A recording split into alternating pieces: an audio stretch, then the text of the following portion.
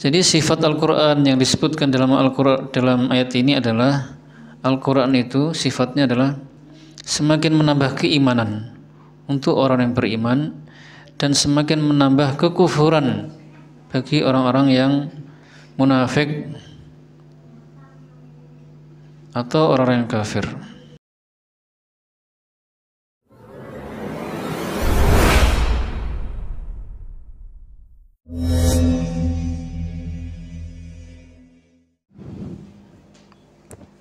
Bismillah, Assalamualaikum warahmatullahi wabarakatuh.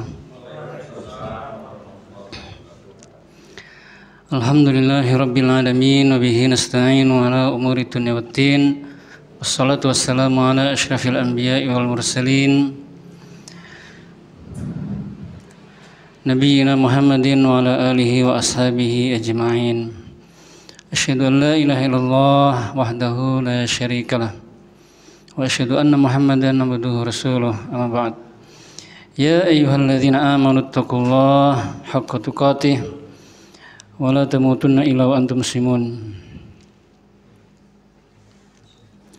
Kaum muslimin wal muslimat rahimakumullah, kita lanjutkan kajian kita membahas kitab Ushul fi Tafsir yang ditulis oleh Syekh Muhammad Ibn Shalih Al-Utsaimin rahimahullah.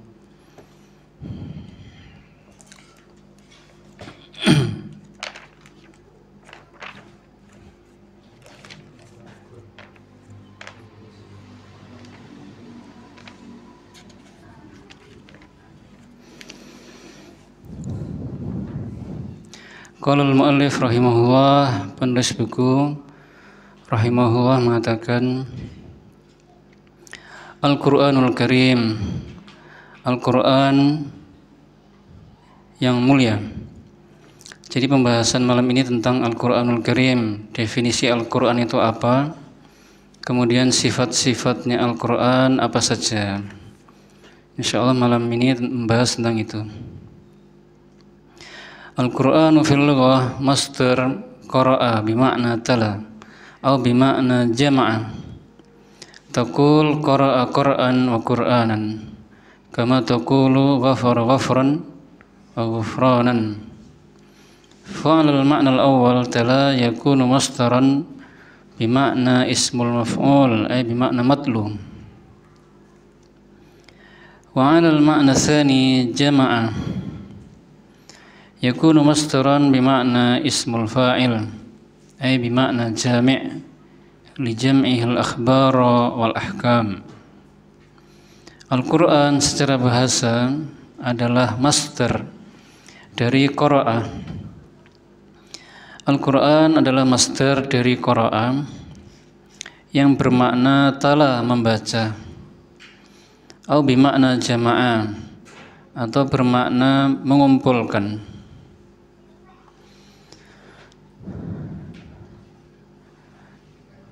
Kamu mengatakan qara'a Qur'an wa Qur'anan, sebagaimana kamu mengatakan ghafara ghafran wa ghufranan. Maka berdasarkan makna yang pertama, yaitu tala, dia adalah masdar yang bermakna isim maf'ul, artinya atau maknanya adalah matlu, yang dibaca. Sedangkan berdasarkan makna yang kedua, yaitu jama'ah, maka dia adalah masdar yang bermakna isim fa'il, yaitu bermakna jami', yang mengumpulkan. Karena Al-Quran itu mengumpulkan kabar-kabar dan hukum-hukum. Yang pertama, kaum muslimin, pembahasannya adalah Al-Quran secara bahasa. Maksudnya secara bahasa Arab, Pak. Jadi Al-Quran itu secara bahasa adalah masdar dari qara'a.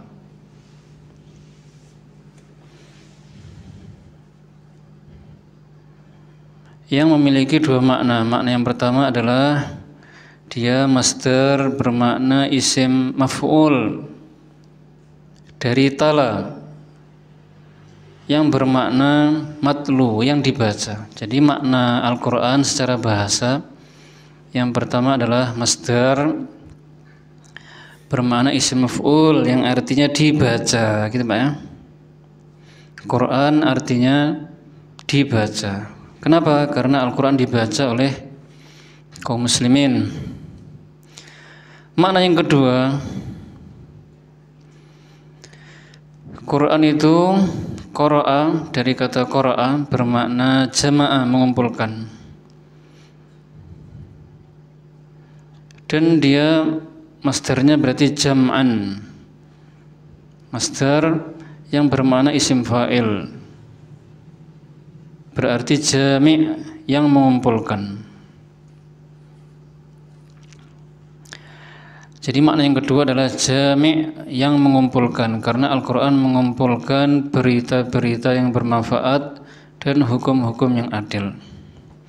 Saya ulangi kaum muslimin, Al-Quran secara bahasa ada dua makna yang disebutkan di kitab ini.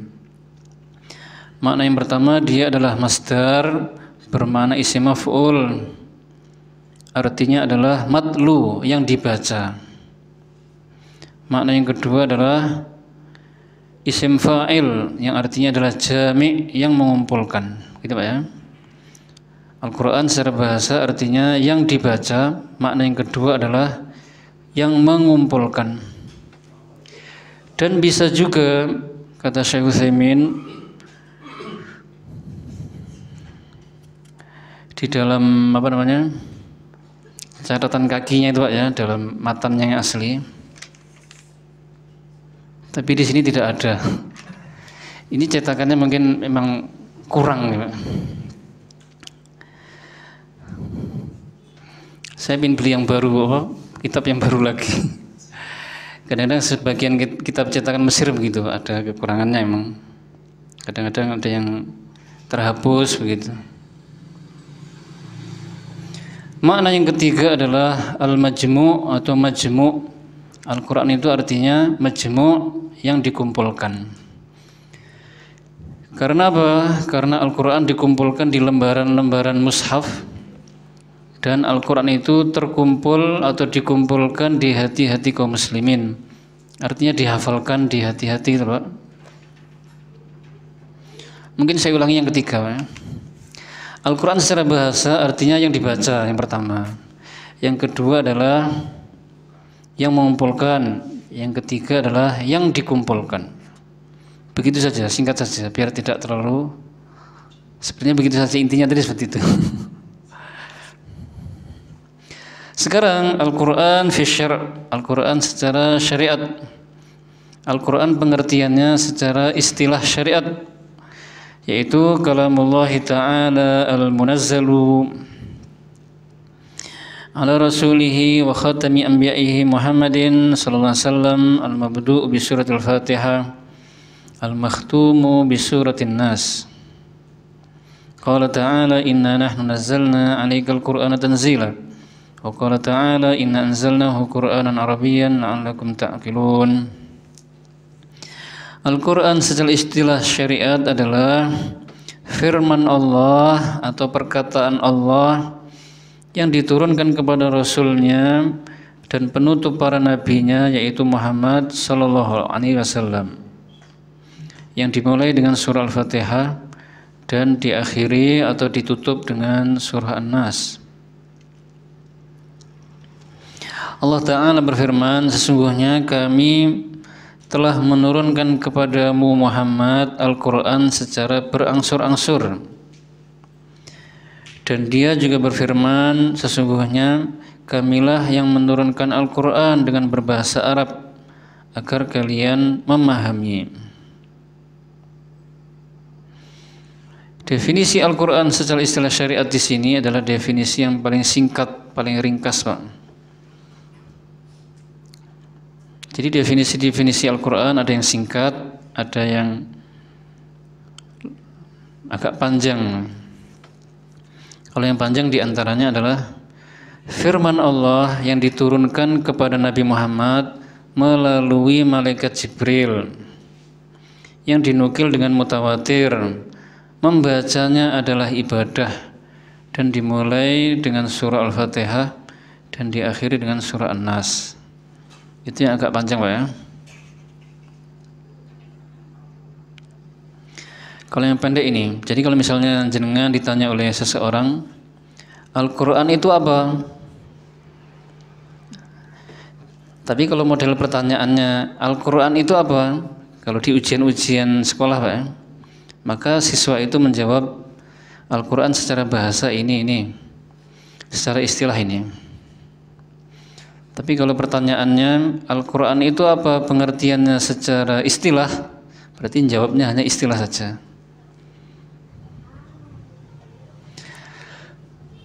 Tapi kalau di pertanyaan umum di kalangan masyarakat misalnya, maka bisa langsung menjawab secara pengertian secara syariat langsung, secara istilah syariat, Pak. Yaitu firman Allah, perkataan Allah. Karena Al-Quran itu perkataan Allah. Kalau hadis Nabi baru perkataan Nabi, ya. Perkataan Allah yang diturunkan kepada Rasulnya dan penutup para nabinya, yaitu Muhammad sallallahu alaihi wasallam. Jadi khusus Al-Quran itu firman Allah yang diturunkan kepada Nabi Muhammad, dan beliau adalah penutup para nabi. Tidak ada nabi setelah beliau, nabi yang terakhir. Adapun perkataan Allah yang diturunkan kepada Nabi Musa, maka itu bukan Al-Quran namanya, tapi Taurat. Perkataan Allah yang diturunkan kepada Nabi Isa namanya Injil. Kalau yang diturunkan kepada Nabi Muhammad adalah Al-Quran namanya.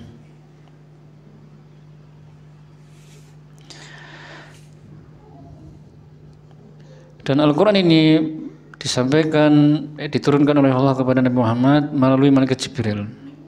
Nazzala bihir ruhul amin ala qalbika litakuna minal munzirin bilisanin arabiyyin mubin wa innahu latanzilu rabbil alamin. Dan sesungguhnya Al-Quran itu benar-benar diturunkan oleh Rabb semesta alam, jadi benar-benar dari Allah. Nazzala bihir ruhul amin, dan yang menyampaikannya adalah Ruhul Amin. Ruh itu maksudnya malaikat Jibril. Al-Amin adalah gelar beliau, gelarnya malaikat Jibril, yaitu Al-Amin, terpercaya atau amanah. Ala qalbika litakuna minal munzirin, kepada hatimu Muhammad agar engkau menjadi golongan pemberi peringatan, bilisanin arabiyyin mubin, dengan bahasa Arab yang jelas. Jadi Al-Quran dengan berbahasa Arab. Dan Al-Quran itu dimulai dengan surah Al-Fatihah dan ditutup dengan surah An-Nas. 30 juz seperti yang ada di hadapan kita atau yang sering kita baca itu, ya. Itulah Al-Quran yang disepakati oleh para ulama. Wajib diimani, tidak boleh diingkari walaupun satu ayat pun, walaupun satu huruf. Siapa yang mengingkari Al-Quran walaupun hanya satu huruf saja, maka dia kafir.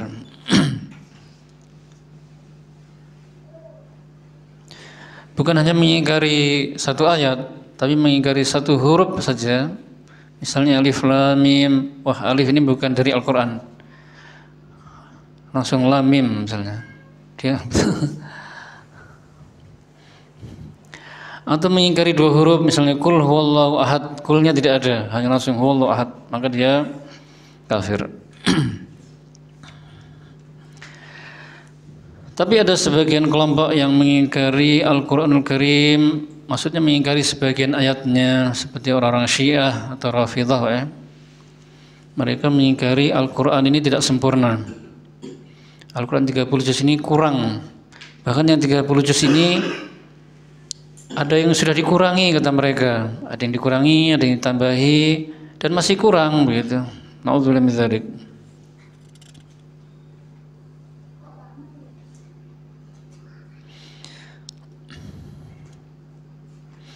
Kemudian membacanya adalah ibadah dan pahalanya sangat besar, Pak, ya.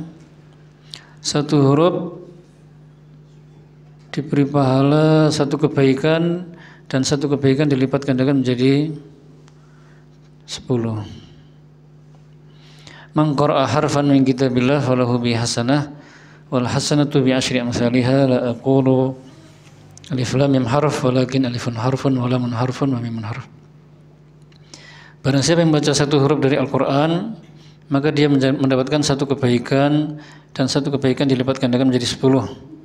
Aku tidak mengatakan alif lam mim satu huruf, tapi alif satu huruf, lam satu huruf, mim satu huruf, berarti 30 kebaikan.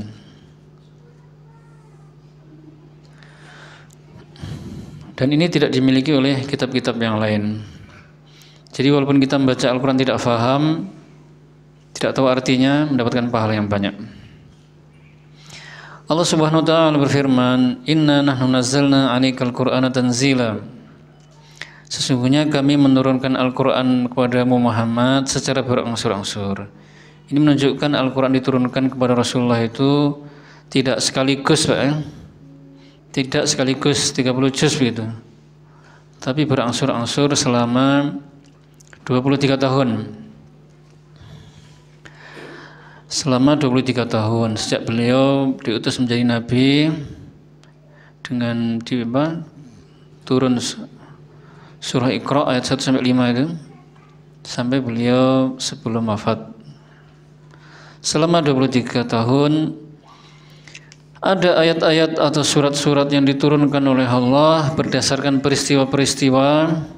Ada juga yang diturunkan bukan karena sebab atau peristiwa. Jadi tidak semua ayat Al-Quran itu turun karena sebab atau peristiwa atau pertanyaan sahabat atau orang musyrik, tidak.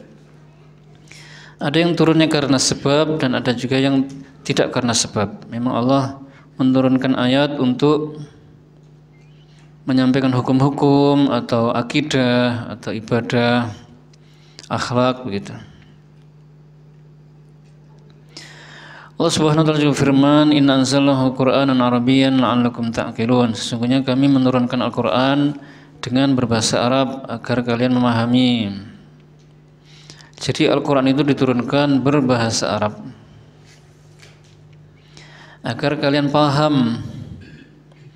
Kok bisa begitu ya? Kok agar kalian paham ya? Kita kan orang Indonesia.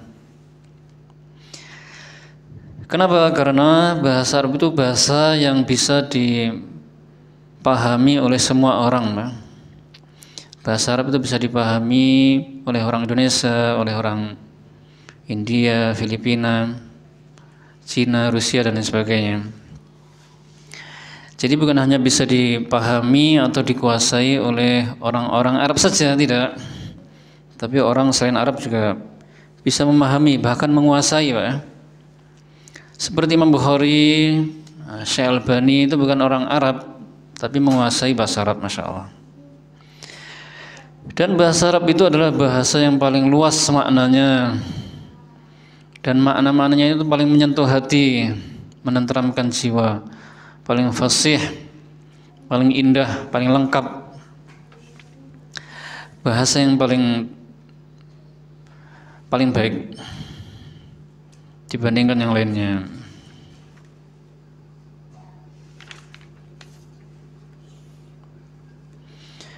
Kemudian penulis buku mengatakan berikutnya, waqad hamallahu ta'ala hadzal Qur'an al-'azim min at-taghyir waz-ziyadah wan-naqs wat-tabdil haitsu takaffala 'azza wa jalla bihifdhihi faqala inna nahnu nazzalna dzikra wa inna lahu lahafizun. Walidzalika madatil qurunul katsiratu wa lam yahawil ahadun min a'da'ihi an yughayyira fihi aw yazid aw yanqus aw yubaddil illa hatakallahu ta'ala sitrahu wa fadhaha amrah.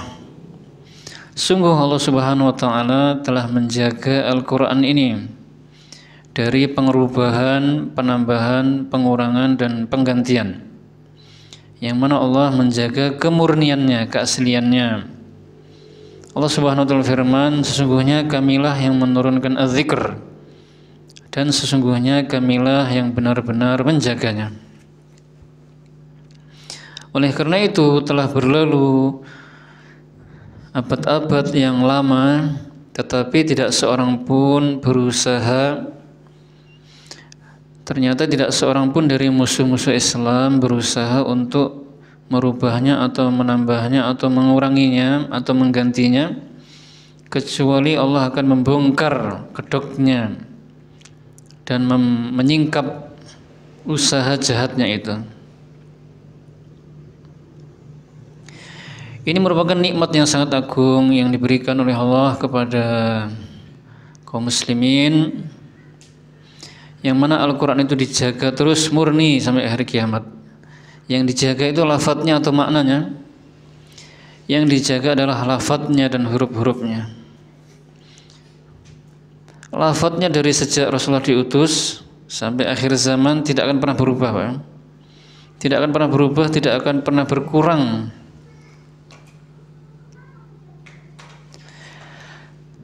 Kalau maknanya itu masing-masing orang, ada yang memaknai dengan makna yang benar, ada yang memaknai dengan makna yang salah. Kalau yang memaknai dengan makna yang benar, mengambil dari tafsir-tafsir para ulama Ahlus Sunnah, maka dia benar dan selamat insyaallah. Tapi kalau yang memaknai dengan makna-makna yang salah, yang ngawur dan seenaknya, maka dia salah dan bisa tersesat. Jadi Al-Quran berbeda dengan kitab-kitab dahulu. Kalau kitab-kitab dahulu itu tidak dijaga oleh Allah, tapi yang menjaga adalah manusia sendiri. Oleh karena itu kayak Taurat, Injil, Zabur dan yang lainnya mengalami pengerubahan, diisi kesesatan-kesesatan, penyimpangan, kekufuran. Berbeda dengan Al-Quran, murni terus lafadznya. Makanya siapa saja yang berusaha untuk merubahnya, seperti orang-orang orientalis, orang-orang kafir, atau orang-orang munafik yang diutus oleh mereka untuk merubah Al-Quran. Satu lafadz dirubah, atau satu harokatnya dirubah, atau satu hurufnya dirubah, pasti ketahuan, gitu Pak. Pasti saja akan ada orang yang membongkarnya. Itu sudah janji Allah Subhanahu wa taala, "Inna nahnu nazzalna dzikra wa inna lahu lahafizun." Sesungguhnya kami yang menurunkan az-zikr. Az-zikr itu artinya Al-Qur'an. Karena Al-Qur'an memiliki banyak nama, Pak. Ada Az-Zikr, Alkitab, Al-Quran, Al-Furqan, ya.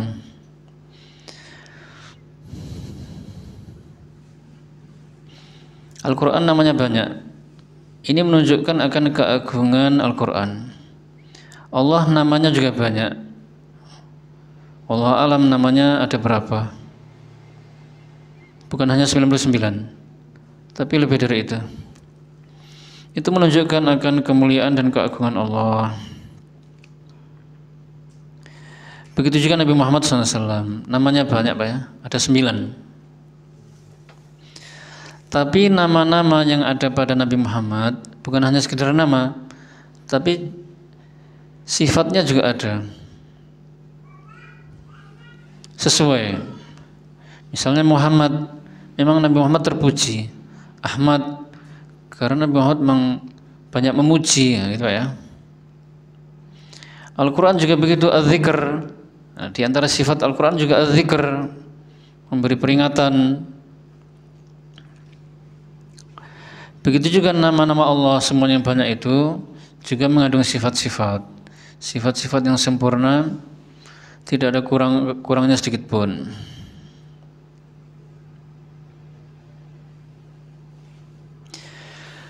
Berikutnya, waqad wasafahu Allah Ta'ala bi awsafin katsirah tadullu ala azamatihi wa barakatihi wa ta'thirihi wa syumulihi wa annahu hakimun ala ma qablahu minal kutub. Qala Allah Ta'ala wa laqad atainaka sab'an minal mathani wal Qur'anal azim. Sungguh Allah Subhanahu wa taala telah mensifati Al-Qur'an dengan sifat-sifat yang banyak. yang menunjukkan akan keagungannya, keberkahannya, pengaruhnya yang dahsyat, serta kesempurnaannya, dan bahwasanya dia adalah hakim, penentu benar tidaknya kitab-kitab dahulu. Maksudnya gitu. Allah Ta'ala berfirman, dan sungguh kami telah memberikan kepadamu Muhammad 7 yang diulang-ulang dan Al-Quran yang agung. Jadi Al-Quran telah disifati oleh Allah dengan sifat-sifat yang banyak sekali yang menunjukkan akan keagungannya, keberkahannya, pengaruhnya, komprehensifnya, kesempurnaannya. Dan Al-Quran itu adalah hakim atau penentu benar tidaknya kitab-kitab dahulu. Kalau yang benar dibenarkan oleh Al-Quran, kalau salah juga disalahkan, dijelaskan. Sifat yang pertama di sini disebutkan dalilnya adalah sab'an minal mathani.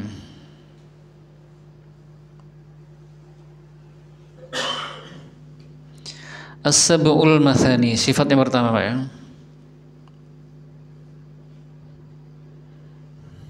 Mohon maaf Pak, keliru Pak. Bukan sifat, ini nama lain dari surah Al-Fatihah. Saya keliru Pak ya. Allah mengatakan, dan sungguh aku telah memberikan kepadamu Muhammad sab'an minal mathani, 7 ayat yang dibaca berulang-ulang. Yang dimaksud sab'ul mathani itu apa sih? Yang dimaksud dengan sab'ul mathani itu adalah surah Al-Fatihah. Karena surah Al-Fatihah jumlah ayatnya ada 7 dan dibaca berulang-ulang dalam sholat. Sholat 5 waktu dibaca berulang-ulang ya. Belum nanti sholat sunnahnya juga dibaca. Di setiap sholat dibaca. Dan juga kami memberikan kepadamu Al-Quran yang agung. Berarti di sini sifat yang pertama bagi Al-Quran adalah Al-Azim, yang agung. Kenapa Al-Fatihah itu kok disebutkan dahulu lebih khusus daripada Al-Quran? Nah, ini menunjukkan akan keagungan surah Al-Fatihah. Karena surah Al-Fatihah itu punya beberapa nama. Selain As-Sab'ul Mathani, selain Al-Fatihah, kemudian Ar-Ruqyah juga memiliki namanya adalah Ummul Quran, induknya Al-Quran. Karena semua ayat Al-Quran dari surah Al-Baqarah ayat 1 Pak, sampai surah An-Nas, makna globalnya itu ada di dalam surah Al-Fatihah.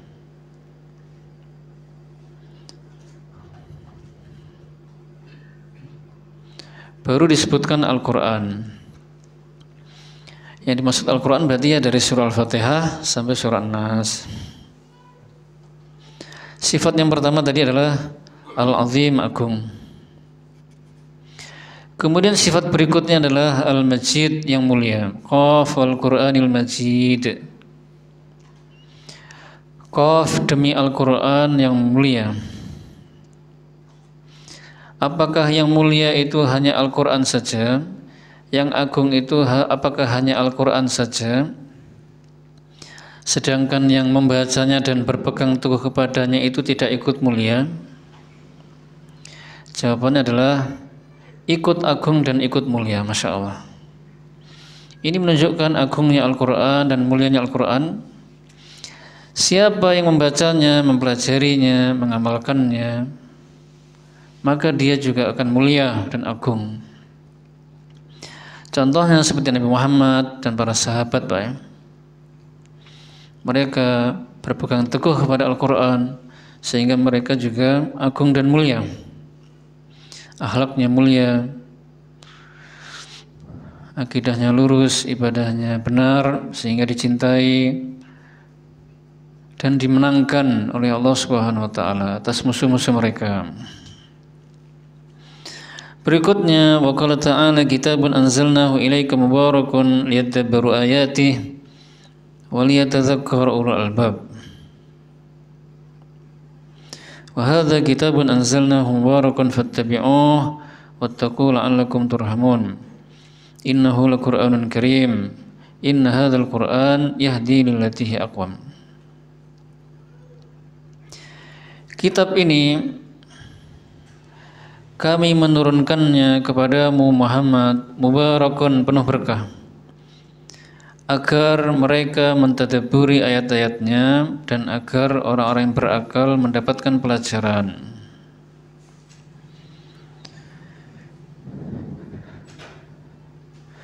Dan kitab ini kami menurunkannya penuh berkah, maka ikutilah dia dan bertakwalah kepada Allah agar kalian mendapatkan rahmat.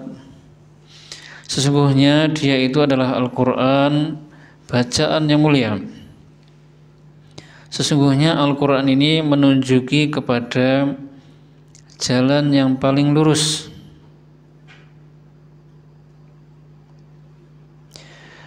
Di dalam ayat ini yang pertama ini dijelaskan sifat Al-Quran. Sifatnya adalah mubarakun. Kitabun anzalnahu ilaika mubarak. Banyak berkahnya, banyak kebaikannya, dan terus-menerus kebaikannya, serta bertambah terus kebaikannya. Al-Quran itu penuh berkah, Pak. Orang yang membacanya juga mendapatkan berkah, banyak kebaikan. Orang yang membacanya, maka dia mendapatkan pahala yang berlimpah.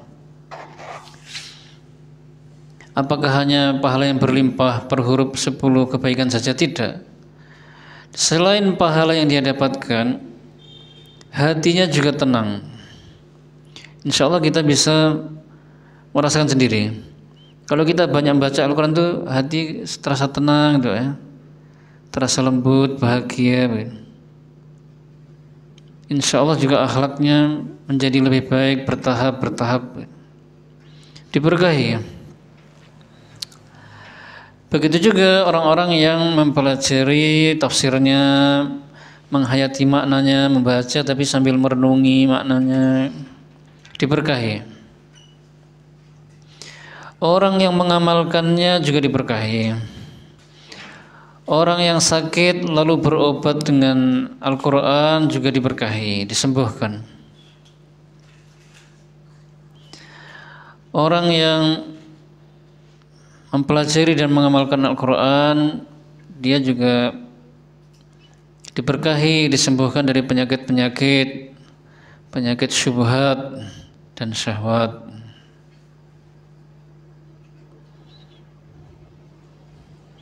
Jadi Al-Quran itu bukan hanya obat atau penawar bagi penyakit fisik, Pak, ya, tapi juga penyakit hati. Jadi kalau jenengan sakit panas, demam, atau sakit perut atau mata, bisa berobat dengan Al-Quran, membaca surah Al-Fatihah misalnya. Atau kerasukan jin, atau sedih, pusing, banyak masalah, atau ragu-ragu terhadap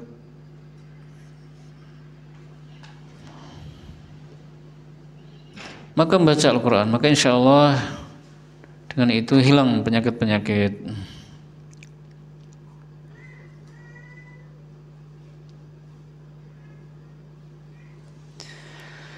Sifat berikutnya, wa hadza kitabun anzalnahu mubarak. Sifat berikutnya adalah mubarak, sama Pak ya, diberkahi. Maka kalau hidup kita ingin diberkahi oleh Allah, hendaknya kita banyak membaca Al-Quran. Setiap hari membaca Al-Quran dan mengamalkannya.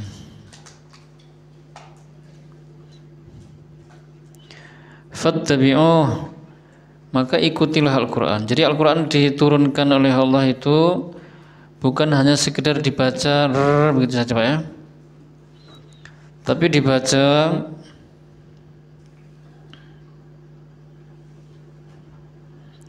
innal ladzina yatluna kitaballah, dibaca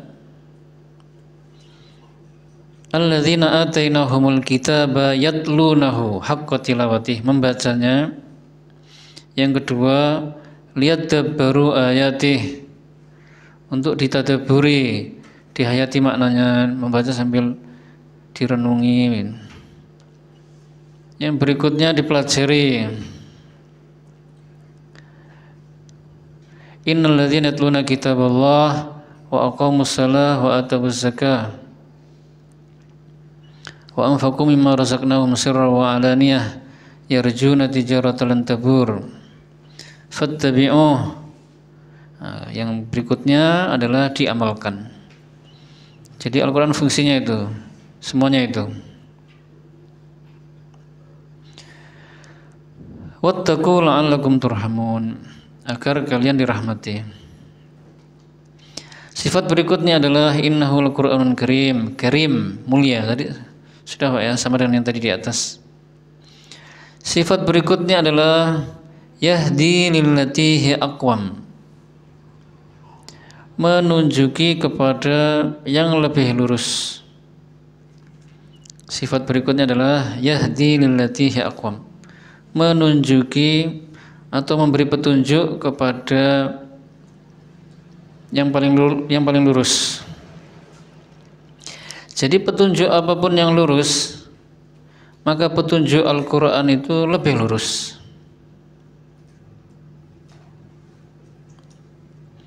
Ada orang yang menunjukkan kepada perbuatan baik, maka yang ditunjukkan oleh Al-Quran, perbuatan-perbuatan yang ditunjukkan oleh Al-Quran itu lebih baik, lebih lurus.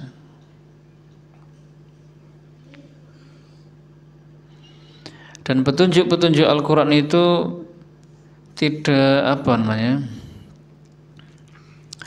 tidak bertele-tele, tidak panjang lebar singkat, tapi maknanya dalam dan luas gitu ya.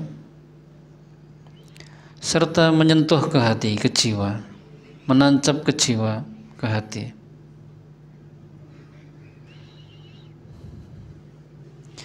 Contoh-contoh petunjuk Al-Quran apa? Yaitu tadi, wattaqu la'allakum turhamun, bertakwalah kepada Allah agar kalian dirahmati.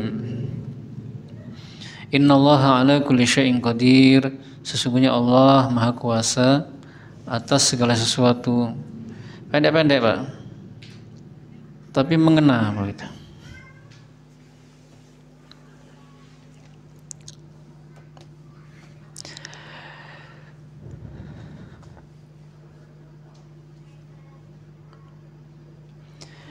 Dan kita sendiri bisa merasakan atau membedakan. Misalnya kita minta nasihat kepada seseorang loh ya, yang orang tersebut alim, ilmunya dalam, ditambah lagi dia sudah sepuh misalnya, pengalamannya banyak, dan dia orangnya soleh, bertakwa. Maka nasihat-nasihatnya biasanya tidak panjang lebar, singkat. Jagalah sholat 5 waktu dengan berjamaah, dan jagalah sholat-sholat sunnah. Selesai begitu coba. Atau mungkin ditambahi dengan keutamaan melaksanakan menjaga sholat 5 waktu dengan berjamaah, dan keutamaan menjaga sholat-sholat sunnah. Selesai hanya itu. Tapi begitu masuk ke hati, singkat tapi masuk ke hati, bahkan mungkin saya mati kita ingat terus nasihat itu. Begitu Pak ya. Makanya kalau kita bertemu dengan orang yang alim, yang bertakwa, melihat orangnya saja sudah merasa ternasihati, melihat akhlaknya, kemudian nanti mendapatkan nasihatnya langsung. Tapi kalau kita meminta nasihat atau mendengarkan ceramah dari orang yang misalnya masih terlalu muda, anak muda itu biasanya kan agak tergesa-gesa gitu ya, sifatnya diantaranya. Beda kalau sudah tua 40 tahun ke atas itu dia akalnya sempurna, kemudian mudah menahan emosi dan sebagainya. Tapi ada juga anak muda yang ilmunya sudah dalam. Misalnya kita minta nasihat kepada anak muda, ditambah lagi misalnya ilmunya masih dangkal lagi misalnya, apalagi akhlaknya misalnya sangat buruk,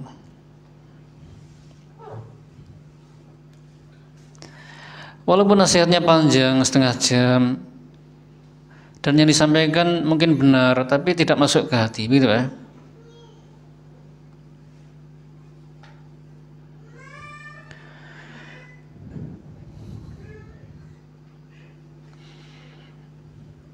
Walaupun ilmu yang disampaikan itu benar, tapi karena dia masih muda, ilmunya masih belum seberapa, apalagi kesolehannya belum diketahui betul misalnya, itu walaupun berbicara panjang lebar benar tapi tidak begitu masuk ke hati, ya begitu. Tapi kalau orang yang sangat berilmu walaupun sedikit langsung menyentuh. Apalagi Al-Quranul Karim yang tidak bisa dibandingkan dengan perkataan manusia siapapun. Karena Al-Quran adalah firman Allah Subhanahu wa ta'ala. Perkataan Allah, Rabb semesta alam.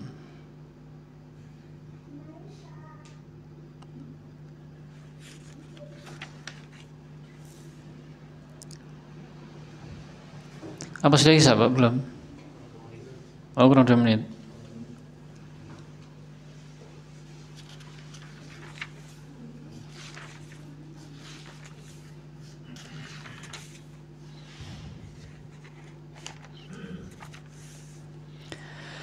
Baik, berikutnya penulis buku mengatakan wa qala ta'ala law anzalna hadzal qur'an ala jabalin la ra'aitahu khashi'an mutasaddian min khasyatillah wa tilkal amsalu nadribuha lin-nas la'allahum yatafakkarun.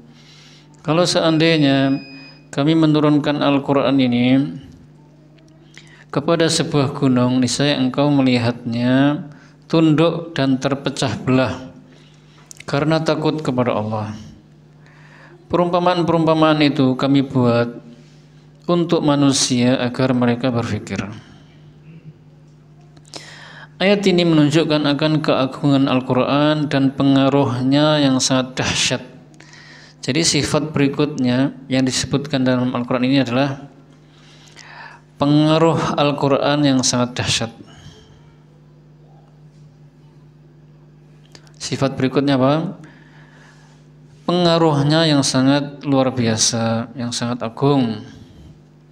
Yang mana Al-Quran itu seandainya diturunkan ke sebuah gunung, maka gunung itu akan tunduk kepada Allah, dia akan menghinakan diri kepada Allah dan hancur, Pak. Karena takut kepada Allah, karena mengagungkan Al-Quran. Padahal kita tahu gunung itu kayak apa? Gunung itu sangat besar dan sangat kuat, Pak, ya. Tapi Al-Quran diturunkan kepadanya, gunung itu hancur karena takut kepada Allah. Tapi anehnya banyak dari manusia, hati-hati mereka yang lembut itu ketika disampaikan Al-Quran kepada mereka, ternyata hatinya bukan tambah lembut tapi malah semakin keras, lebih keras daripada batu dan gunung. Aneh, Pak, ya. Jadi Allah membuat perumpamaan ini supaya manusia itu berpikir.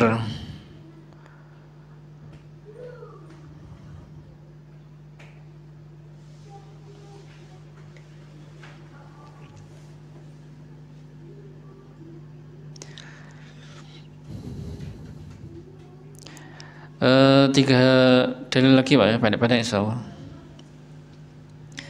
Wa idza ma unzilat suratun an faminhum man yaqulu ayyukum zadatu hadhihi imana fa ammal ladzina amanu fazadatum imanan wa hum yastabshirun wa ammal ladzina fi qulubihim maradun fazadatum rijsan ila rijsihim wa matu wa hum kafirun.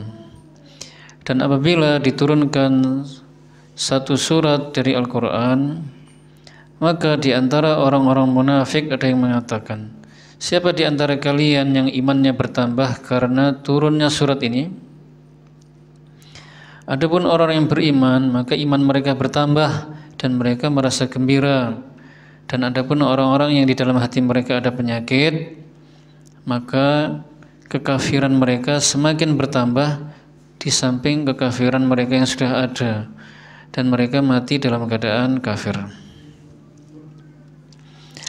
Jadi sifat Al-Quran yang disebutkan dalam Al-Quran dalam ayat ini adalah Al-Quran itu sifatnya adalah semakin menambah keimanan untuk orang yang beriman dan semakin menambah kekufuran bagi orang-orang yang munafik atau orang-orang yang kafir. Jadi zaman dahulu, dan itu juga bisa berlaku untuk zaman sekarang, ketika turun satu surat atau ayat, orang-orang munafik itu kan pegel Pak, gak suka sama Al-Quran. Ini ada ayat atau surat turun, maka dia berkata kepada munafik-munafik yang lain, coba ini ayat turun, iman kalian bertambah apa tidak? Maka tentu jawabannya gak bertambah. Bahkan Al-Quran turun ini tidak ada faedahnya, malah menambah masalah. Membacanya tidak ada faedahnya. Menurut mereka begitu Pak. Jadi kekafiran mereka semakin bertambah. Akhirnya bahayanya apa? Kekafiran numpuk terus. Akhirnya bisa menyeret mereka kepada mati dalam keadaan kafir. Sedangkan orang yang beriman dengan turunnya surat itu mereka semakin bahagia. Iman bertambah, hati bahagia. Berarti turunnya surat ini atau ayat ini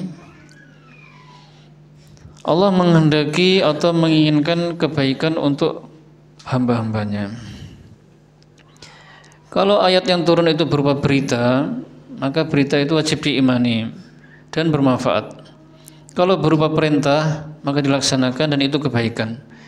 Kalau larangan, maka harus ditinggalkan dan itu juga kebaikan untuk hamba. Berikutnya, wa uhiya ilayya hadzal qur'anu liunzirakum bihi wa man balag. Dan telah diwahyukan kepadaku Al-Qur'an ini agar aku memberikan peringatan kepada kalian dengannya dan kepada siapa saja yang telah sampai Al-Qur'an kepadanya. Jadi sifat Al-Qur'an di dalam ayat ini adalah memberi peringatan. Sifatnya adalah memperingatkan. Al-Quran itu memperingatkan orang-orang kafir yang belum sampai ayat kepadanya dan juga memberi peringatan kepada siapa saja, baik yang kafir atau yang sudah beriman, yang sudah sampai ayat Al-Quran kepadanya. Tetap diingatkan terus. Makanya Al-Quran kan sering ingatkan kita terus juga Pak ya. Kalau kita sudah sering dengar ayat ini, diingatkan kembali. Makanya sebagian ulama mengatakan apabila ayat Al-Quran walaupun satu ayat telah sampai kepada seseorang dan dia sudah faham maknanya, maka telah tegak hujjah kepadanya, tidak ada lagi alasan. Tapi tidak mesti harus ayat Pak ya. Seandainya telah sampai kepadanya bahwasanya Al-Quran ini adalah kitab Allah yang wajib diikuti, wajib diimani, nah itu sudah tegak hujjah kepadanya. Fala tuti'il kafirin wajahidhum bihi jihadan kabira. Maka Muhammad, janganlah engkau mentaati orang-orang kafir dan lawanlah mereka dengan perlawanan yang besar. Nabi Muhammad SAW dan umatnya diperintahkan untuk tidak mentaati atau mengikuti orang-orang kafir dan diperintahkan untuk melawan mereka dengan perlawanan yang besar. Maksudnya melawan dengan apa? Dengan membacakan ayat Al-Quran kepada mereka. Jadi sifat Al-Quran yang disebutkan dalam ayat ini adalah bahwasanya Al-Quran itu bisa digunakan untuk melawan orang kafir. Yaitu dengan cara kita bacakan, kita jelaskan. Baik kaum muslimin, pertemuannya sampai sini dulu. Dan masih ada sebenarnya tiga dalil tentang sifat-sifat Al-Quran. Tidak masalah, insya Allah kita lanjutkan pertemuan depan. Akhirul kalam, alhamdulillahirabbil alamin. Assalamualaikum warahmatullahi wabarakatuh.